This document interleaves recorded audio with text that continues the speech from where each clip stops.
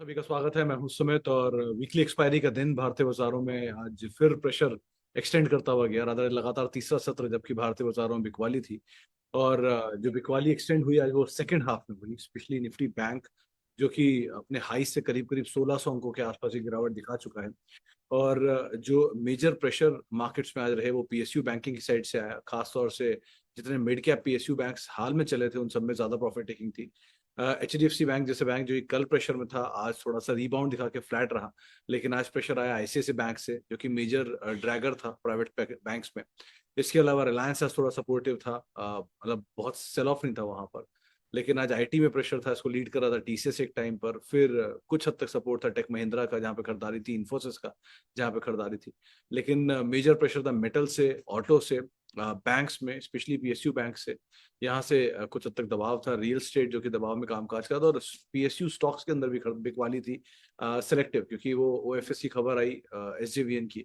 और ओएफएस में क्योंकि बड़ा डिस्काउंट आया 69 के आसपास के दाम पर वो ओएफएस लेकर आए, जिसका एक इम्पैक्ट वहां देखने को मिला और उसके चलते एक भारी बिकवाली एसजेवीएन के स्टॉक में भी देखने को मिली। करीब 11-12% का डिक्लाइन स्टॉक दिखा रहा था। लाइकवाइज स्टॉक स्पेसिफिक स्टोरीज थी। तो ब्लॉक डील का इम्पैक्ट, वो ग्लेनमार्क में खबर आई अपने कारोबार बेचने को लेके, आज शाम को अनाउंसमेंट आ सकती है, इस तरह के न्यूज फ्लोज के बीच में वहां पे खरीदारी थी। सेलेक्टिव एशियन पेंट जैसे स्टॉक लास्ट आवर में थोड़ा बहुत चले। आईटी में से टीसीएस भी थोड़ा बहुत रिबाउंड हुआ, लेकिन इन्फोज में न्यूज फ्लोज था तो न्यूज फ्लो का इम्पैक्ट था। तो आज मेजरली सपोर्ट मार्केट को आता अदानी समूह के सिलेक्टिव स्टॉक से, इसमें अदानी पोर्ट तेजी में था, अदानी ट्रांस में तेजी थी एक समय पर, अदानी पावर में अच्छी खासी खरीदारी थी आज, और अदानी विल्मर मोलेस फ्लैट बंद हुआ। टेक महिंद्रा में खरीदारी थी, डॉक्टर रेड्डीज में तेजी थी, एशियन पेंट्स आज फ्लैट टू पॉजिटिव साइड पे था, भारतीय एयरटेल कल की बिकवाली के बाद आज 1% के आसपास की बढ़त के साथ कहीं जाके बंद होता हुआ दिखाई पड़ा। थोड़ी बहुत खरीदारी इन स्टॉक्स के अंदर मेजरली मूव करते हुए दिखाई पड़ी। लेकिन आज एक वो लिस्टिंग हुई, जो वाटेक वो की पियर है उसकी लिस्टिंग हुई, और बहुत ज्यादा नहीं, 25-26% के प्रीमियम के आसपास वहां पर एक अपमूव आता हुआ दिखाई पड़ा।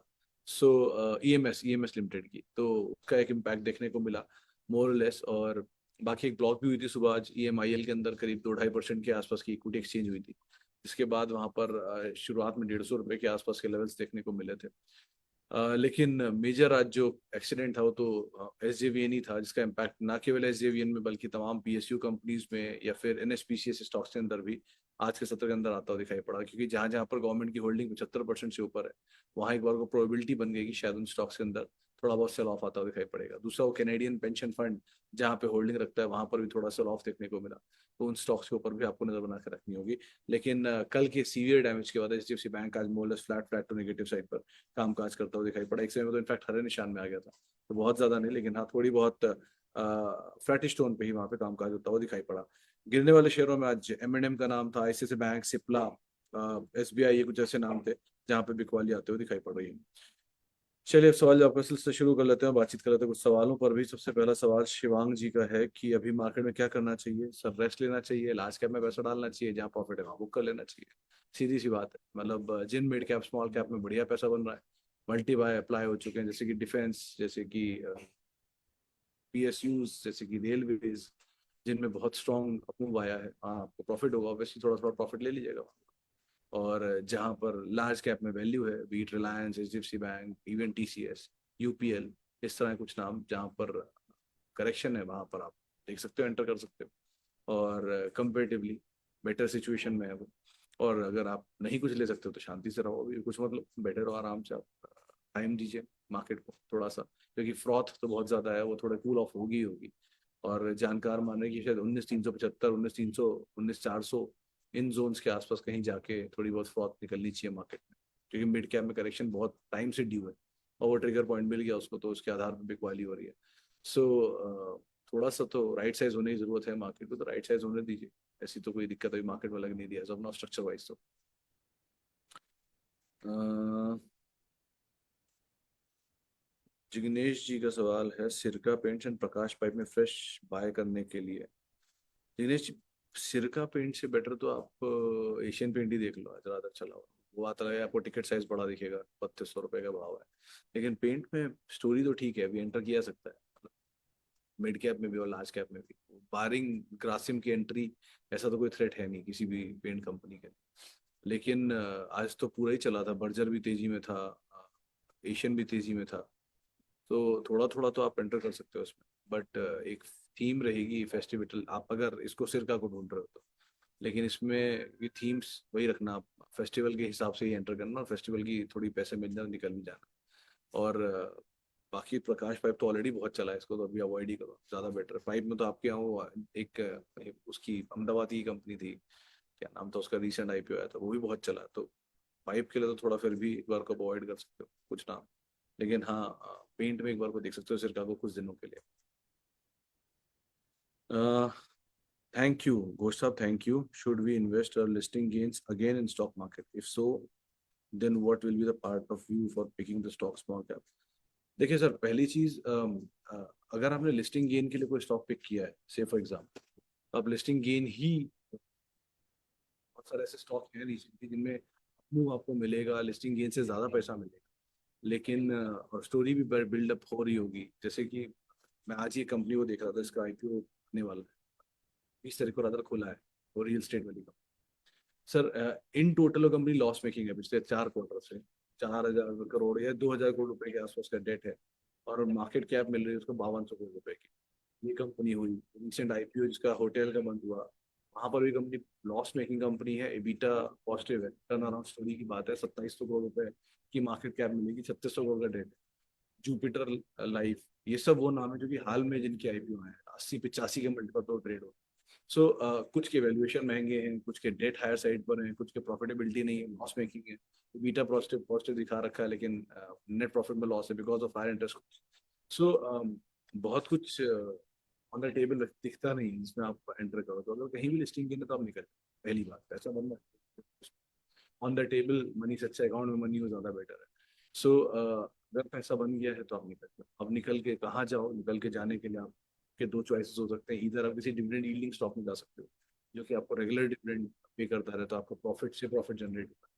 या आपके कोई ऐसी वैल्यू बाय जो लार्ज कैप में आपको दिख जाए, जिसको आप एक बार को तवज्जो दे सकते हो। मिसाल तौर पे कोई बड़ा स्टॉक, कोटक जैसे अब नीचे है इस समय, या एक समय पे एक्सिस बैंक नीचे था, या टीसीएस था कुछ दिन पहले, वो 3,000 3200 3300 की रेंज में। सो ऐसे किसी क्वालिटी लार्ज कैप को आप उस प्रॉफिटेबल अमाउंट से खरीद सकते हो, जो प्रॉफिट आप, तो एटलीस्ट वो भी सेफ हो गया है किसी एक बड़े एसेट के, एचडीएफसी बैंक से for example। तो इस तरह के एसेट के साथ आप उसमें पार्क कर सकते हो अपने पैसे को, ताकि वो फ्री का पैसा या जो प्रॉफिट का पैसा है वो भी किसी अच्छे एसेट के साथ बिल्डअप रहे। सो इस वे में आप डाइवर्सिफाई भी कर सकते हो, और एक अच्छा पैसा ही बना सकते हो, और फिर कैपिटल से कुछ और इन्वेस्ट कर सकते हो। सो ये एक वे हो सकता है। बाकी डिविडेंड यील्डिंग स्टॉक हो सकते हैं, बॉन्ड्स में आप डाल सकते हो अगर आपको लगता है, या फिर म्यूचुअल फंड में डाल दो। आपको कुछ नहीं समझ में आता, ईटीएफ ले लो। तो ऑप्शन तो बहुत है, लेकिन आप किस तरीके से उसको कैपिटलाइज करना चाहते हो उस पर डिपेंड करता है। ओके, थैंक यू दास साहब, thank you, thank you, thank you. Britannia के केस में दास साहब देखो, इंडिया में जो कन्फेक्शनरी मार्केट है, लिस्टेड कन्फेक्शनरी मार्केट है, वैसे तो ये मेजरली नॉन ब्रांडेड प्लेयर्स की मार्केट है, यानी कि जो ज्यादातर अनऑर्गेनाइज प्लेयर्स हैं उनकी मार्केट है। लेकिन ऑर्गेनाइज प्लेयर्स में दो बड़े प्लेयर हैं, एक तो ब्रिटानिया और पार्ले। तो ब्रिटानिया के पास 38% मार्केट शेयर है इसमें, और 42% करीब मार्केट शेयर ओन करता है Parle. Largest player is Parle, 38 और 32, सॉरी 38% है पार्ले के पास और 32 है ब्रिटानिया के पास। तो करीब करीब दोनों मिला के 70% मार्केट डोमिनेट करते हैं। बची हुई मार्केट के अंदर आते हैं बाकी प्लेयर्स में, पतंजलि भी आता है, मिसेस बेक्टर भी आता है, और बाकी बिस्किट कंपनीज भी आती है। सो लिस्टेड में सबसे बड़ा प्लेयर जो है वो है ब्रिटानिया, क्योंकि 32% मार्केट शेयर डोमिनेट करता है। आईटीसी का भी इसमें मार्केट शेयर है शायद 16% या 7-8%, सनफीस के थ्रू वो भी मार्केट शेयर ओन करता है। सो मेजरली तो Britannia he is the highest pedigree, 100 साल पुरानी कंपनी है इंडिया, मतलब ये एक्चुअल में तो कोलकाता बेस्ड कंपनी है, ब्रिटिश ने शुरू किया था।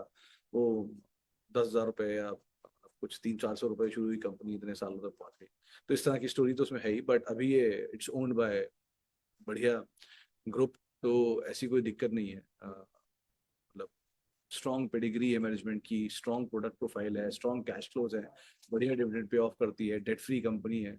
सो ऐसा कुछ है नहीं इसमें आप इसे ना होल्ड करो। ये इन्वेस्टमेंट ग्रेड स्टॉक है, और नेस्ले की कैटेगरी का स्टॉक है, क्योंकि ना केवल ये कन्फेक्शनरी में है, बल्कि बेकरी प्रोडक्ट्स के साथ साथ ये milk and milk related products के अंदर भी। सो अच्छी कंपनी अगर आपके पास है तो आप आराम से होल्ड कर सकते हो, और कहीं नीचे मिल जाए तो आराम से ऐड भी कर सकते हो। रादर SIP बेस्ड स्टॉक भी है, तो ऐसी इसमें कोई ट्रबल नहीं है। ये बहुत स्लो मूविंग स्टॉक और क्वालिटी कंपनी, तो डिविडेंड पे ऑफ है अच्छे, अकॉर्डिंगली आप अपने पोर्टफोलियो का कोर हिस्सा बना सकते हो उसे। Okay, long-term investor stock like ITC, Exide, and TCS are most of doubled. Do I need to book partial profit? My investments are since 2017-18. Waiting for bonus. Family says, where's my profit? तो समीर जी देखो, family says base से profit पे depend करता है कि family ने कितना time frame आपने उनको मेंशन किया था। अगर आपने उनको मेंशन नहीं किया था कि ये 3 साल में वो प्रॉफिट दे दोगे तो दिखाई दो प्रॉफिट, सर ये लो जी प्रॉफिट। और दूसरी चीज, अगर आप ये मान रहे हो कि ये लॉन्ग टर्म इन्वेस्टमेंट है, तो लॉन्ग टर्म में आपका पैसा ऑलरेडी डबल है, तो अगर आप हाफ कैपिटल निकाल भी लोगे तो भी पैसा तो आपके पास फ्री है ही, वन पार्ट। बट क्योंकि आपके एक्साइड को छोड़ दो और TCS और ITC दोनों को छोड़ दो, तीनों का जो कंपैरिजन हो ही नहीं सकता। TCS the largest IT company, ITC is the largest cigarette manufacturer, plus एक one of the major FMCG company, largest agri company as well, और एक्साइड केस में बैटरी की मेजर है। सो हैं तो तीनों मेजर ही, तो क्वालिटी वाइज तो तीनों में कोई इशू नहीं है, बट प्रॉफिट इज क्रूशियल। तो या तो एक का प्रॉफिट निकाल लो, या 50% प्रॉफिट निकाल लो, या 25% प्रॉफिट निकाल लो, तो प्रॉफिट भी आ गया आपके हाथ में, और एग्जिस्टिंग होल्डिंग को आप होल्ड भी कर सकते हो। लेकिन इनको क्योंकि आपकी 2017 ही खरीदारी है, तो अभी कॉस्ट ऑलरेडी 3 टाइम्स हो चुकी होगी वहां से, क्योंकि ITC 200 रुपये का स्टॉक 500 रुपये में चल रहा है। इवन TCS भी जहाँ आपने खरीदारी की होगी 1100-1200 रुपया रहा होगा, और उसके बाद एक बोनस शायद आया भी होगा, नहीं भी आया तो पॉसिबिलिटी है। देखिए TCS में तो पॉसिबिलिटी है कि एक बार को बोनस आ सकता है, लेकिन अभी या कभी भी। लेकिन ITC में पॉसिबिलिटीज कम है, क्योंकि ऑलरेडी बहुत बड़ी इक्विटी डाइल्यूट कर रखी है। प्लस ITC में एक डीमर्जर अनाउंस हुआ है, तो कुछ ही दिन में वो आपको होटल शेयर मिल ही जाने चाहिए, जैसे जैसे उनकी रिकॉर्ड डेट्स आएंगी। एक्साइड केस में कारोबार बिका था, वो उन्होंने अपना चाय पत्ती वाला कारोबार, नहीं सॉरी, इंश्योरेंस कारोबार बेचा था HDFC लाइफ को, तो उनके केस में तो एडजस्टमेंट ऑलरेडी हो चुका है, तो वहां तो कोई लेना देना नहीं इस चीज का। सो तीनों की पेडिग्री अलग है, दो के डिविडेंड पे ऑफ्स अच्छे हैं, तो आप बने भी रह सकते हो, होल्ड करो, कोई इशू नहीं है। लेकिन अगर कोई प्रेशर है तो आप थोड़ा कैपिटल निकाल के हाफ दे भी दो, तो भी you still have a big quantity left with you, तो आराम से उसे होल्ड कर सकते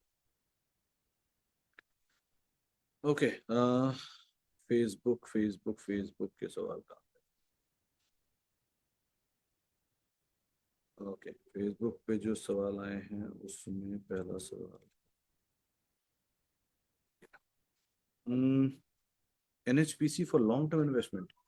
त्यागी साहब, ये NHPC का IPO आया था शायद 2010 में, अगर मैं गलत नहीं हूँ तो, और तभी आया था शायद 35-32 रुपए का IPO आया था, तब से लेके अब पहली बार तो उसने अपना दाम तोड़ा है कुछ सालों बाद, 13 साल बाद। तो सो मल्टी ईयर मूवमेंट तो आया ही है इसमें, डबल हो ही गया होगा अगर आपके पास सबका है तो। लेकिन अगर लॉन्ग टर्म इन्वेस्टमेंट के लिए जा रहे हो तो किसी भी PSU में एक केवियट हमेशा रहता है कि कोई भी PSU तेजी में OFS ला सकती है, जो आपने SJVN में देख भी लिया। आमतौर पे होता है कि NHPC में, SJVN में आ चुका, BHEL में आ चुका, कोल इंडिया में आ चुका, IRCTC में आ चुका, तो जो भी NHPC में भी आया मल्टीपल टाइम्स। सो हर तेजी में कुछ ना कुछ OFS या स्टेक सेल्स या इक्विटी डाइल्यूशन ऊपर के लेवल पे आते रहे, तो वो एक बार वो केवियट रहता है। बाकी तो कोई दिक्कत नहीं, प्रॉफिट मेकिंग कंपनी है, बढ़िया कैपेसिटी है, नई कैपेसिटी भी ऐड करने की सोच रहे हैं लोग। 54,000 मेगावाट के आसपास की तो ऑर्डर बुक SJVN की है, तो इसकी तो और बड़ी होगी, नहीं इसी की है। SJVN की 7,000 करोड़ रुपए, 7,000 मेगावाट के आसपास की है। सो बड़ी कंपनी है, रिन्यूएबल में कंपनी अच्छी है, बट वो केवियट याद रखना कि कभी भी ऊपर OFS आएगा, और OFS डिस्काउंट पे आएगा, जैसे SJVN में आ गया 80 रुपए में चलता हुआ शेयर, और OFS आ गया 69। तो ऐसे ही होता है इनके साथ, कभी भी इनमें OFS आएगा। स्टिल आप PSU की प्रॉफिट मेकिंग कंपनी में और डिविडेंड पेइंग कंपनी, तो आराम से बने रहो, कोई दिक्कत। Entering in Dabur and Relaxo, you can, अरुद सर, दोनों में ही एंटर किया जा सकता है, but quantity would be very less, specially Dabur. Relaxo में तो फिर भी, क्योंकि ऑलरेडी बहुत बड़ा करेक्शन आ चुका है, लेकिन डाबर फिर भी अभी उतना ही टूटा है कंपेरेटिवली। डाबर के साथ टाटा कंज्यूमर भी एक अच्छा बेट हो सकता है अगर आप चाहो तो। फेस्टिव के लिए दोनों ही ट्रिगर अच्छे हैं, दोनों ही मतलब तेजी रहती है आमतौर पर, तो अकॉर्डिंगली आप यहाँ पर कॉल ले सकते हो, लेकिन दोनों में एंटर कर सकते हो थोड़ा थोड़ा। नहीं सर, मैं दिल्ली नहीं मूव किया था, मयूर जी इस वीक दिल्ली, नेक्स्ट वीक से मुंबई ऑफिस। चलिए फिलहाल अब इतने सवालों में शामिल करूँगा, 57 हो गया। बातचीत करेंगे आपसे अब कल शुक्रवार के दिन, हफ्ते के आखिरी कारोबारी सत्र में। मेरे साथ जुड़ सकते हैं @स्मिथ रिसर्च, मेरा ट्विटर हैंडल है। और किसी भी निवेश से पहले अपने वित्तीय सलाहकार की राय जरूर ले लें। और आप CNBC आवाज के फेसबुक और यूट्यूब पेज पर 3:30 के बाद सवाल पूछ सकते हैं।